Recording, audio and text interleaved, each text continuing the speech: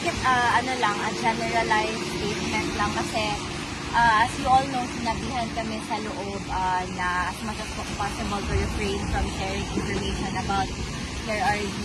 So all I can say is that he's doing good and he's alive.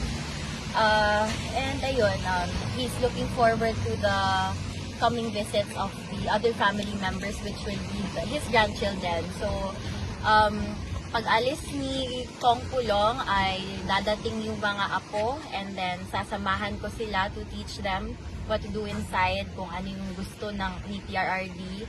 And then, when they're all settled, I can leave them here para sila na naman yung mag-take over with the visits. Kailan po expected ang pag-uwi ni Kong Pulong? I think, kailan ba ngayon? Within this or next week. I see. So you'll be here to shepherd the grandchildren? Yes, You yes. will be the big ate, no? Yes. Kalusugan Kita naman. ako, pero yung mga pamangkin ko, malalaki na. Oo. Malalaki na. And also si VM, si Rigo, si Kong Omar, and yung isa, yung babae, They'll also si be Isabel. coming. Ay, very good, very good.